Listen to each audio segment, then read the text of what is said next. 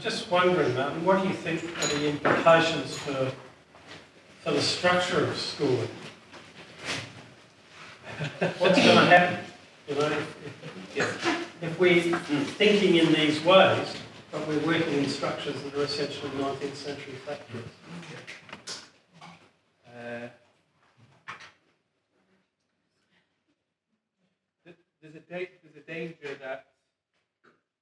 There's a danger that we kind of the answers don't start from here. You know, oh, it's all wrong. We've got to break everything up. But I don't think it is. I don't think it is that. I think that what I'm proposing here does is it starts us off in a place that's a bit more comfortable with doing this, the embedding here. So what we're doing is we're essentially changing the nature of success within our boxes, within our existing structures. And then in doing so, we're seeing how we can see students, the different ways in which students might show us their evidence towards the capabilities. I just had a chat with Jean at Open Access College. What we were saying was, wouldn't it be great if it weren't limited to the capabilities? And it was actually the proficiency. Now, there's a balance to be struck, isn't there? Because while proficiency isn't, the balance with proficiency and capabilities is shifting. That's not to say that proficiency is going. The expertise in a subject, in a discipline, the understanding of the way of thinking in this discipline, and that way of thinking is different from that discipline, being able to pivot between the two, those are all still really important things. So it's not about breaking our structures completely, but it is about making the most of the structures that we've got, I think. And as we start to see some of this warranting, I think our educators will think about learning spaces differently. We'll think about the structure of the way that they think differently. I think that the SASPA board will have to think about certification differently, what the certificate actually is certifying. Because at the moment, still we're struggling with proficiency is content coverage. And we're still not sure in Australia in all our certificates whether or not it is content coverage or not. Can you really certify about proficiency in a subject if you've not covered all the content or demonstrated all the content? All the content needs to be in the exam. Clearly, I don't think it does. My opinion is that it doesn't have to.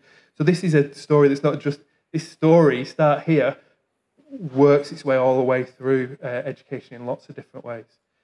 The industry framework subject, assessed against the capabilities, is now asking educators to teach and assess in an area that they're not subject matter experts. And in senior secondary, that's quite challenging.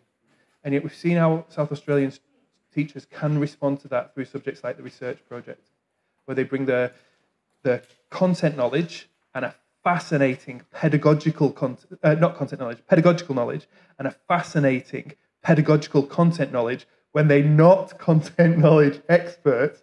That is amazing and really fascinating, and something that we're leading on in South Australia. If we can do this anywhere, we can do it here because of the structures that we've already got. Next question. We might try the microphone movement so that our friends in Southeast can hear us. Oh, thank you. Just a question, and interesting, about the university examples you gave earlier. So people are walking out of those universities that you gave the examples of with their law degree or their science degree. So what evidence base, if decided they were all really important, how did they decide, okay, this person can have this degree because they've got that?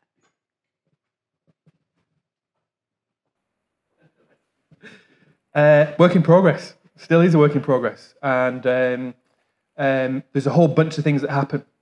Things like students now have got an expectation. Well, how are you doing this? But students also create an expectation where they look at it and go, hang on, knowledge is what I'm after here. The transaction here is that I get good at this and you give me my degree and then I go and get my job. That's how this works. So the students work for and against it with the student voice in there.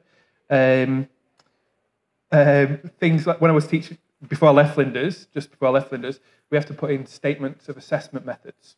So here's my course that I'm teaching, how are you going to do your assessment? And every year in the box, I'd tick the other box and write negotiated. And every year they send it back and say, you can't put negotiated in there. Yeah, you have to put one of these things, even though there was another box. You got to do it by this or this or this. And I'd write negotiated and send it back again. And it never came back. So, and what I was doing was sitting down with students doing this with the proficiency. These are the learning outcomes. How are you going to show me these learning outcomes? And the university as an institution struggled with it a bit, but still took it and still accepted it. So there is a change going on. And of course, like with any change, what you've got is change champions pushing on it and bringing everyone else along. Something that's worth Googling is review and university, or UTS, I can't remember what it stands for Sydney University. There's a guy there who has developed an online tracking method for all of this called Capri. Well, the Capri is kind of the acronym that he uses for the competencies they're looking at, but the program itself is called Review, and there's a 2-minute video, and it really speaks our language. And there's lots of them around. Flinders has got one. They licensed one from Temple College with a business school connection. They've got one. So there's lots of those kinds of things around, and they could be really useful.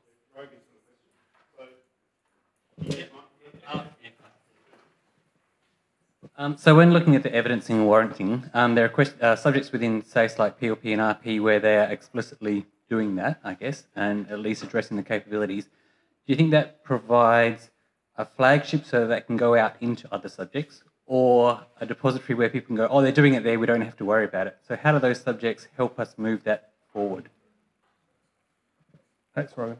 I think that we're actually already doing it in South Australia because of with the shift to performance standards. I think essentially you're warranting when you do performance standard. Now, the standard is fairly narrow and is well defined, and then there's other things about the assessment types and the features and things like that. I think we need to loosen off on some of that. I think SASE board needs to be tight on the standard and looser on the way in which the standard's met. And we're not messing with the standard, right? We're holding on to that. But at the moment, the performance standards are essentially that. And we've seen it in, even some of the subjects where we're used to, in the past, really seeing who's got the biggest bag of marks. Going through a test, counting up the marks, whoever's got the biggest bag of marks, that's an A, B for less marks. Now we see that that's just not happening through the design of tests like that, or through things like maths investigations, or whatever it is. Across South Australia, what we've seen is that there has been a shift by all of our senior secondary teachers to warranting to some extent. And as you say, PLP and research projects and things like that have been right at the front of it. But now we're seeing it right across the board in our skill-based assessments, I think. Maybe not to the same extent, but it's happening. I think there's a shift in South Australia that puts us at the front of this nationally, at least. I'm really happy to hear you say, yeah, but.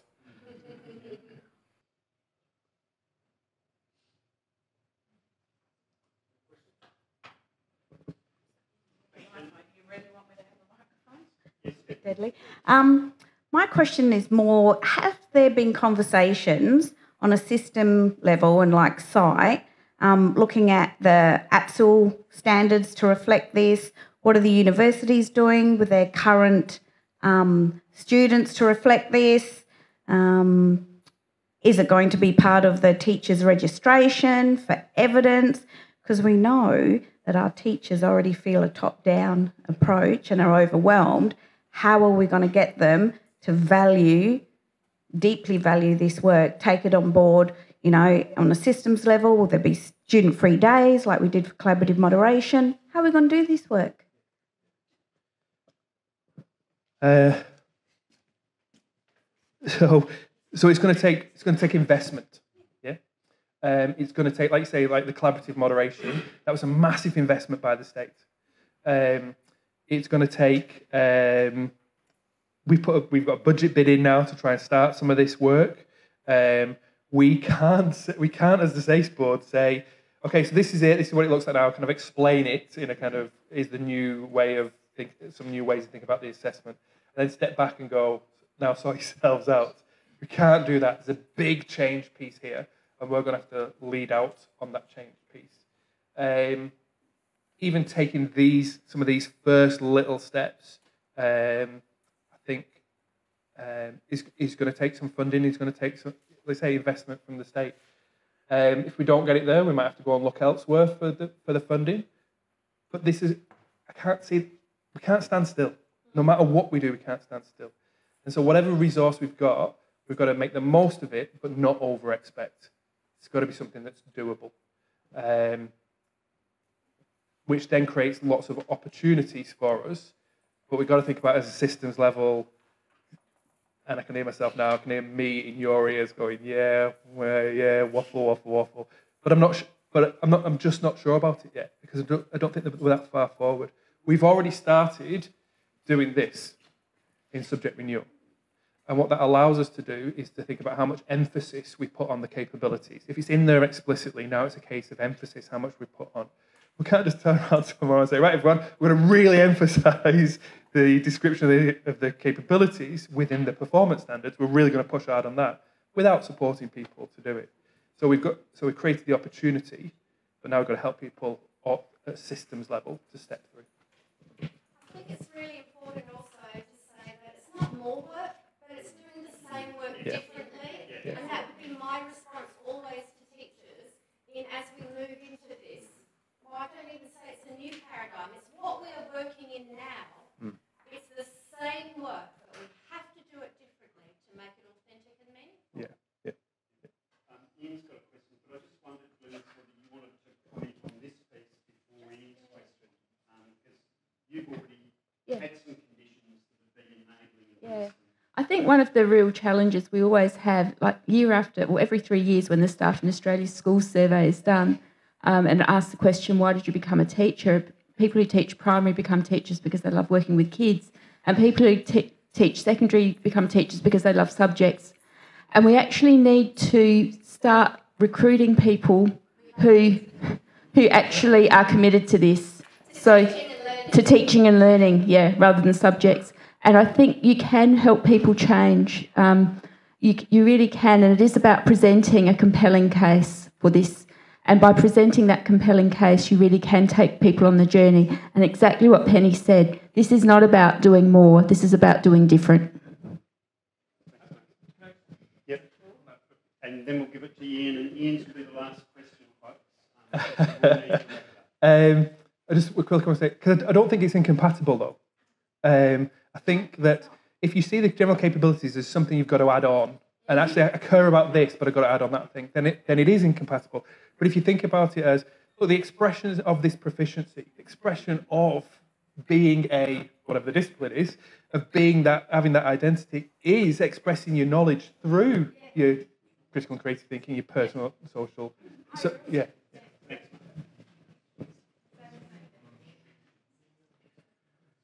Okay. Just going on from what Glenys presented, I've thought a lot about general capabilities over some time. At EFS, I've started doing a lot of work in the middle years because I believe it starts there, and we've sort of focused a little bit here on the senior years. What I've found in a couple of schools recently that I've been the leader of is that the kids don't have the skills when they get to years 10, 11 and 12. And so I've sort of done the work down there.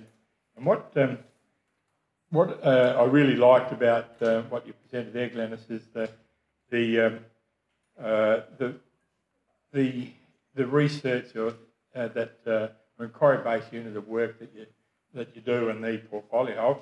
What I've been talking to my leaders and teachers about is doing an integrated subject in Year 9 that is based on the inquiry-based unit of work, but something that demonstrates their working skills, knowledge and understanding of the general capabilities, but using as a ticket into the senior school, because we have 7, 8 and 9 as the middle school, we're at year 7 for 20 years in our high school, but I'm just wondering if what you're doing there in year 10, 11, 12 and that particular unit of work would be easily adapted to the year 9 thing, because what I'm trying to do is in year 7 really ranking it up, and with our work on assessment and learning design, making sure that we're covering it in every subject area as per that up there, but really want it to be a ticket into the senior years, like we do the right journey, so they go hand in hand. One is about their being mature and taking responsibility, and the other one is about their academic ticket into being able to perform well. Thanks. Do you mind if we ask Bronwyn? Because I think Bronte. Because I'm dropping in Bronte. Because you've done exactly that thinking. I think in the job that you're doing now, you've gone from the SMS. You're now thinking about how you get that. Look, we are thinking very deeply about how we do this, because I don't know how much I can say actually, but anyway, we are looking at a platform that we are hopefully going to have access to next term, which will give us a way for students to actually collect evidence against their development within the capabilities. And that evidence can come from wherever. So it may be their activities within a class, it might be whatever else they're doing, but more importantly, actually helping them identify what the capabilities actually are. And so the idea of a subject, or at least giving time within our curriculum for them to develop those skills, give them targets, give them guidance so they can say, yep, through this activity I was able to show this. Their evidence might be anything from maybe something from one of the tasks they've done, or might be photographic evidence, video evidence, but they then need to document how that's related to the actual capability. So for year 8 and 9, that's certainly what we're looking at, and we'll probably start trialling that with our year 9s next term.